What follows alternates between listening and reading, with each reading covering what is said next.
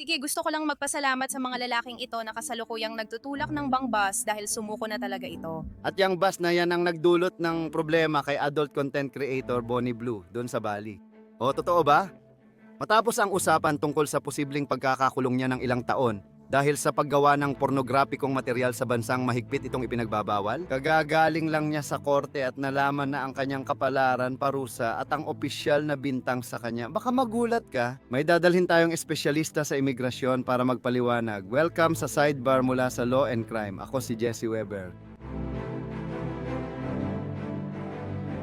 Sige, kaya narito ang pinakabagong balita sa kwento ni Bonnie Blue na kailangan nating pag-usapan. Alam na natin ang nangyari kay Tia Billinger matapos siyang humarap sa korte ngayon.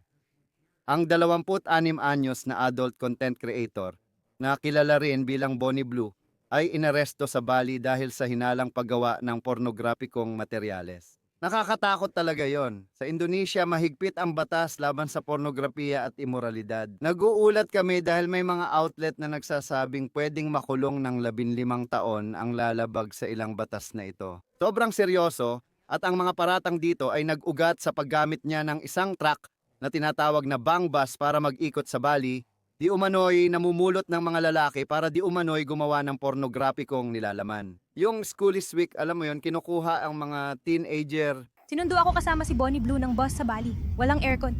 May mga nakalawit na wire, hindi maigalaw ang upuan. Kaduda-dudang manibela at walang seatbelt o Gumagana naman ang preno. No? Kinumpis ka ng mga autoridad sa Badong ang mga kamera, kondom, USB drive at pampalakas sa pakikipagtalik ng salakayin ang isang studio. Ayon sa International Business Times, nakuha rin ng pulisya ang telepono ni Bonnie Blue. Dito raw nila nakita ang adult video na bida si Bonnie Blue at isang di pa kilalang lalaki. Inaresto siya kasama ang 2 Briton at 1 Australiano. Meron din umanong 14 na lalaking na-detain dahil dito. Inimbestigahan sila at pinalaya habang si Blue at 3 lalaki ay na-detain para sa dagdag na pagtatanong. Ngunit tila ito ay isang pinagsamang investigasyon. Kasama rito ang pulisya at mga autoridad ng imigrasyon. May 2 bahagi ito na tila nangyayari ng sabay.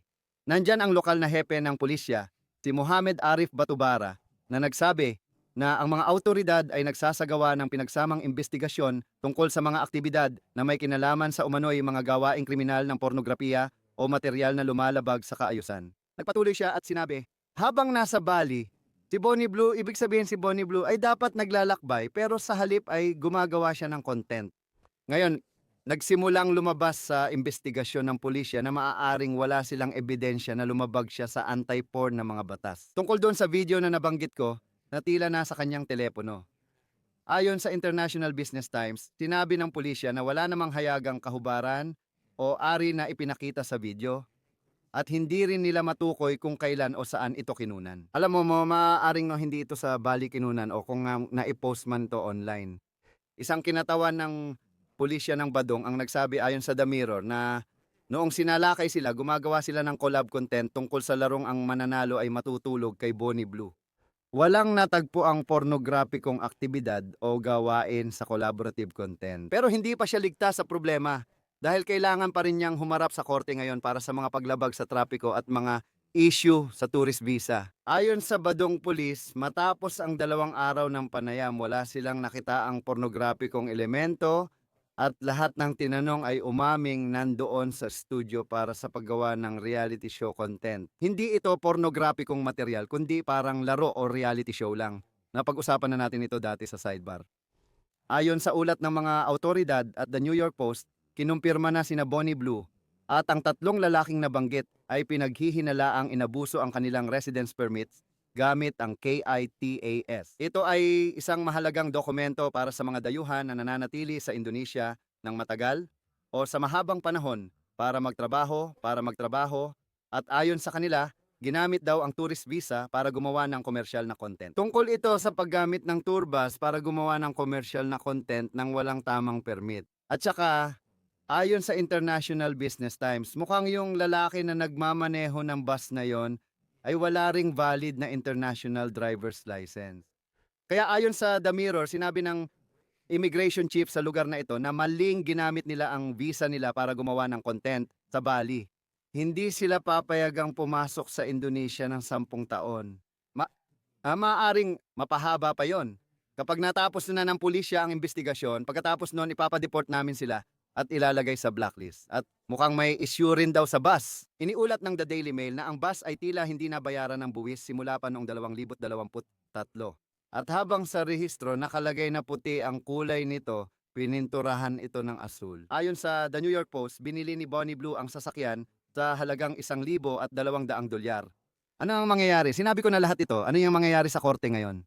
Sige, pagkatapos ng lahat ng ito, ano yung mangyayari? Pumunta siya sa Denpasar District Court kasama ang 3 pang lalaki. Sa pala, ayon sa mga ulat, ang Australianong lalaki ay si komedyanteng Julian Woods. At ano ang nangyari? Ayun, pinatawan siya ng napakalaking multa na $13. Oo, $13. $13 na multa at pinadeport at inilista sa blacklist para hindi makabalik sa bansa ng hindi bababa sa 10 taon. Ayon sa ulat, pinapili siya na magbayad ng 13 multa o makulong ng 1 buwan. Ayon sa mga ulat, sa lahat ng impormasyon, magbabayad siya ng multa. At ayon sa ulat mula sa Daily Telegraph at New York Post, nang sabihan siya ng hukom na huwag muling lumabag sa mga batas trapiko ng Bali, sumagot si Bonnie Blue, naiintindihan ko. Ayon sa International Business Times, siya ay ide-deport sa loob ng 48 oras. At sa totoo lang, nakaka-interes ito lalo na't sinasabing gumawa siya ng mga pahayag bago ang pagdinig na ito. Tulad ng hindi siya natatakot na humarap sa paglilitis. At sabi niya, wala akong hindi kayang harapin. Ayon sa isang ulat mula sa Detik Bali, iniulat din ng mga outlet tulad ng The Mirror na mas maaga ngayong linggo, nang papasok siya sa opisina ng imigrasyon, sinabi niya umano sa mga reporter na nagtanong kung gagawa pa siya ng mas tahasang content habang nasa Bali. Sinabi raw niya, mag-subscribe kayo at malalaman ninyo. Kinumpirma niya no na tapos na ang bangbas. Kaya tatawagin ko si Eric Welsh para ipaliwanag ito at ang kahulugan para kay Bonnie Blue. Si Eric ay espesyalista sa imigrasyon. Kaasosyo siya sa RIBS Immigration Law Group at sertipikadong espesyalista sa batas ng imigrasyon at nasyonalidad ng California Board of Legal Specialization. Maraming salamat sa pagpunta. Talagang pinahahalagahan ko ito. Tingnan mo, alam ko na hindi ka eksperto sa batas ng imigrasyon ng Indonesia o sa nangyayari sa Bali, pero sa pangkalahatan, nagulat ka ba sa kinalabasan na ito? Hindi ako nagulat, ibig kong sabihin, based sa profile, una sa lahat, it ay isang high profile na situation na nangyayari sa Bali. Ang Indonesia, gaya ng sinabi mo, ay isang napaka-konserbatibong bansa pagdating sa lipunan at meron silang napakahigpit na mga patakaran sa immigration. May mga patakaran sa tourist visa, syempre dahil malaking bahagi ng industriya sa Indonesia ang turismo, kaya gusto nila ng mga turista. Pero may balanse sila sa tingin ko dahil tinatapatan nila ito sa kanilang konserbatibong pananaw at pamantayan. And sa ganitong kaso, kapag may isang tao na may maaaring nagtatrabaho sila ng walang pahintulot or kahit sabihin mong sige baka nagtatrabaho ka bilang isang digital nomad pero hindi mo ito ginagawa ng may pahintulot ng bansa, isa na yon sa mga issue kaya technical na issue ito. Yung siyangkarawang issue ay ang katotohanang kumikilos siya sa labas ng mga pamantayan ng lipunan at dahil sa isang paraan ay nakaka-offend ito sa bansa. Dahil sa profile ng individual, sa tingin ko kailangan nilang agad kumilos at ayaw nilang patagalin o bigyan pa siya ng pagkakataong manatili sa bansa kahit isang araw. 10 taong ban sa pagbalik ng bansa. Nakakita ka na ba ng ganitong kaso dati? Oo, may ganitong pagbabawal din sa Amerika pero hindi sa ganitong kaso. Sa Estados Unidos may malayang pananalita kaya posible kang may depensa laban sa pagpapatalsik o deportation dahil dito. Pero meron tayong MPP sa Estados Unidos. Kung lampas ka na sa visa at umalis ka, pwede kang maban ng 10 taon. Normal lang ito sa mga pulisya ng immigration. Mahigpit ang United States. Isa sa pinakamahigpit sa mundo pero mas mahigpit ang Indonesia. Mas mahigpit sila kaysa sa atin kaya mas mabilis silang kumilos. Sa tingin ko, mas maluwag ang pagkakaintindi nila sa due process kaysa sa atin. Maaring sabihin nilang wala kang tsansang manatili dito at ipaglaban ang kaso mo sa korte. Hindi ka namin bibigyan ng 1 o 2 taon para buuin depensa mo, aalisin ka na agad. At yung 10 taong pagbabawal, sa tingin ko, gaya ng sinabi ko, hindi naman kakaiba yan pagdating sa mga patakaran sa immigration kahit dito sa sarili nating bansa. Anong mangyayari kung siya Hindi ko kilala si Bonnie Blue pero tingin ko masaya siya sa naging resulta dahil sa maraming dahilan. Pero yung ideya na basta aalis na lang ako sa bansa para iwasan ng anumang legal na parusa. Anong mangyayari kung subukan niyang bumalik sa Bali? O sabihin na nating may layover siya at dumaan siya sa paliparan doon. Hindi ko alam ano kaya mangyayari doon. Depende kasi yan, di ba? Kung layover lang, baka may special siyang permiso makadaan sa bansa. May mga permit tayong tulad ng transit visa na hindi ka pinapalabas ng paliparan. Kapag lumabas ka, paglabag na agad at pwede kang kasuhan. Baka rin mas maigpit ang patakaran at hindi siya payagan.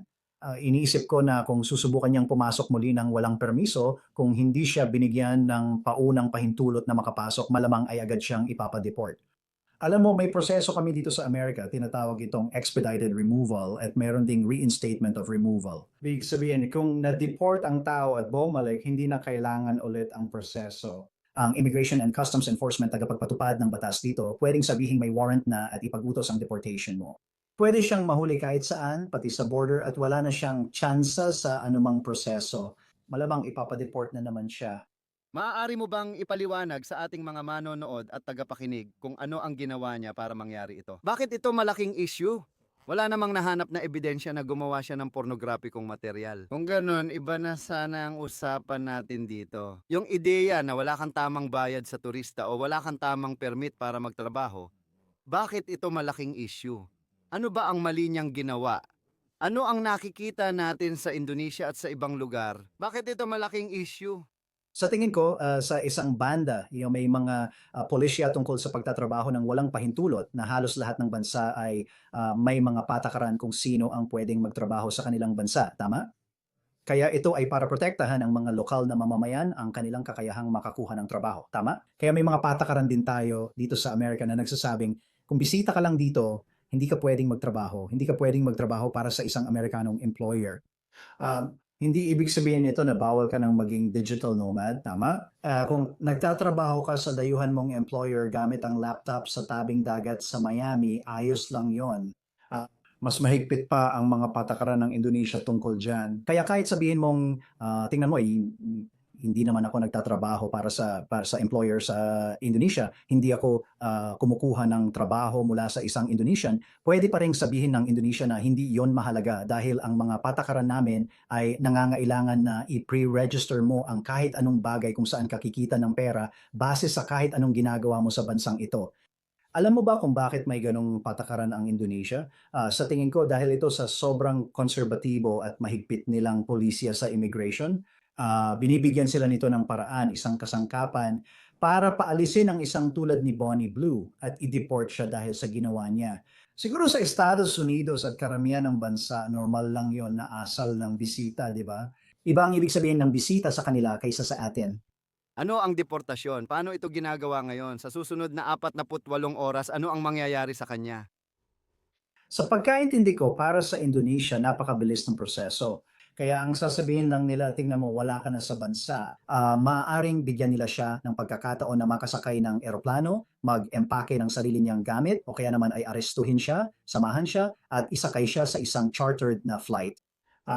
Pero kahit paano, gusto talaga nilang mapaalis siya agad doon. Sa nakita ko, kaya nila itong gawin. Kaya sa tingin ko, hindi na siya magtatagal sa bansa. Malamang ilang oras na lang siya roon. By the way, isa pa sa mga dahilan kung bakit gusto talaga kitang makausap ay dahil na-i-report na nagkaroon siya ng mga immigration interview. Na tumagal, sa tingin ko ng ilang araw o baka ilang oras din. Ano sa tingin mo ang naging takbo ng mga immigration interview na yon? Ano kaya ang mga tinanong sa kanya? May karapatan ba siyang magkaroon ng abogado sa pagdinig?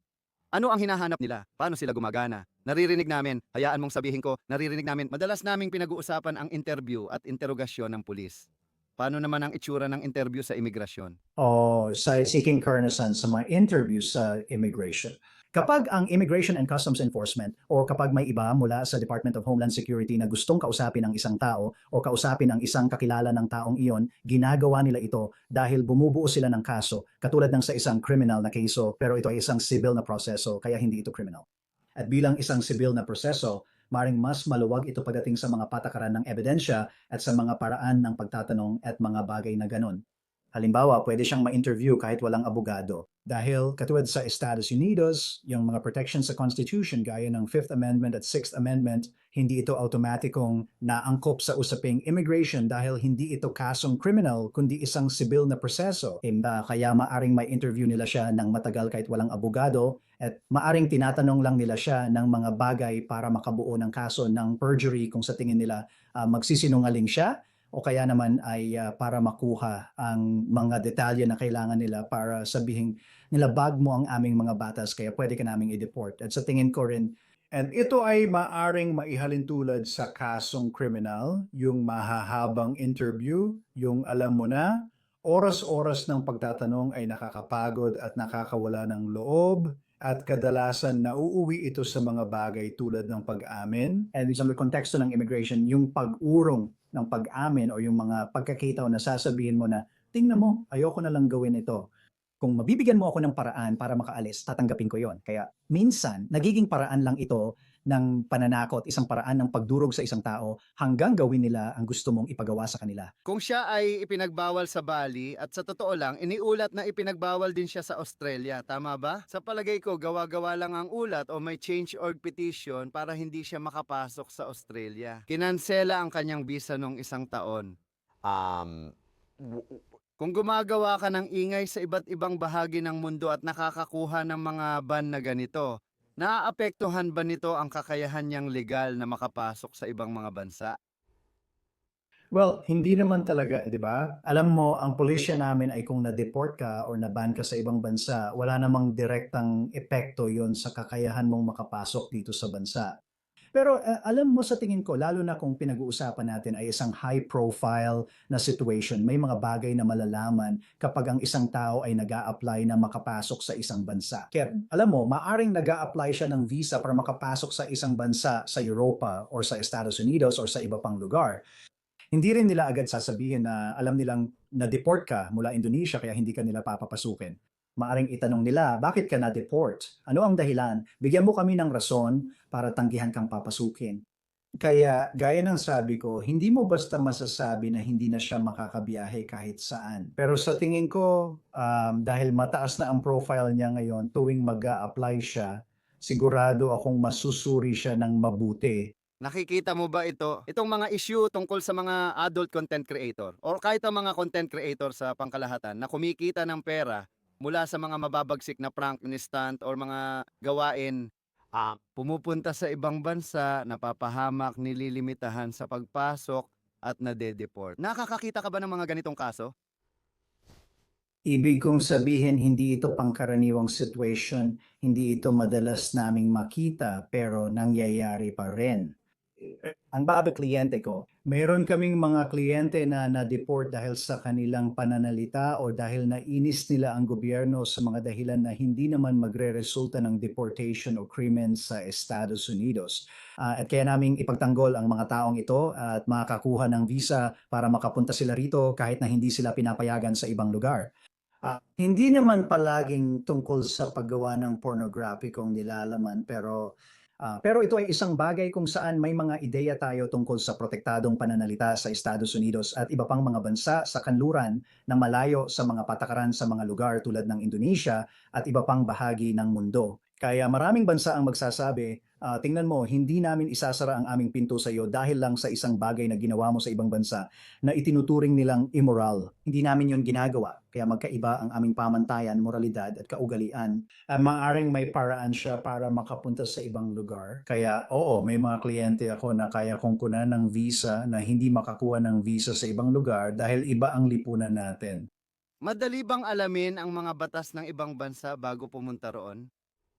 Sobrang hirap talaga. Pati mga Amerikano nahihirapan maintindihan ang mga batas sa immigration ng Amerika. Ibig kong sabihin parang lahat ng sistema ng batas sa immigration ay kakaiba at luma na dahil nabuo ito sa paglipas ng panahon pa isa-isa base sa mga karanasan at pagbabago ng gobyerno taon-taon. Kahit dito sa bansa natin, gaya ng nakita natin, ang mga patakaran natin sa immigration noong 2025 ay ibang-iba sa mga patakaran natin noong 2024. Talagang nangyayari ang mga pagbabago. Mahirap talagang malaman base lang sa oras ng pagpasok mo sa bansa kung ano at paano ipapatupad ang mga patakaran pati higpit ng pagpapatupad. Halimbawa rin ang Indonesia dahil mas pinatibay nila ang pagpapatupad ng patakaran. Hindi ito yung tipong maisip mo na kung ginawa ito ni Bonnie ilang taon na ang nakalipas, malamang ay nakalusot siya sa masusing pagtingin. Dahil yung mga pamantayan ay mas mahigpit na ngayon pagdating sa mga turista, tulad ng nangyayari ngayon at gaya ng sinabi ko rin, kailangan nilang balansehin ito. Dapat nilang balansehin ang interest ng turismo dahil gusto nila ng mga turista. Ayaw nilang hadlangan ang mga tao sa pagpunta sa bansa para hindi isipin na hindi magiliw ang Indonesia sa turista. But sinusubukan lang nilang ibalanse iyon sa kanilang pamantayan. At linawin natin, iniulat namin noong mas maaga sa linggo na ang taong nagsumbong sa kanya o ang taong sumusunod sa kanya ay isang dayuhan na sinusubaybayan ang bus at nainis sa umano'y ginagawa niya. Kaya meron kang isang komunidad na maaaring ayaw makita ito at nababahala tungkol dito. Pero tingnan mo, sa lahat ng ulat, mukhang ito na ang posibleng katapusan ng kwento. Babantayan pa rin namin ang susunod na mangyayari. Eric, maganda ang paliwanag mo. Mas lubos na naming nauunawaan ang batas tungkol sa imigrasyon. Kailangan ko ring sabihin, kamangha-mangha ang buhok mo. Ibig kong sabihin, naiinggit ako. Medyo naiinggit ako. Ang ganda talaga ng itsura. Ikaw rin. Sa tingin ko, iyon ang mahalagang aral ng kwento. Maganda ang buhok ni Eric Wells, no? Salamat sa oras mo, pinapahalagahan ko ito. Walang anuman, salamat. Yan lang muna mula sa Sidebar. Salamat sa pagsama sa amin. Pakisubscribe po sa YouTube, Apple Podcast, Spotify o saan man kayo nakikinig ng podcast. Tundan ako sa X o Instagram. Ako si Jesse Weber. Magkita tayo ulit.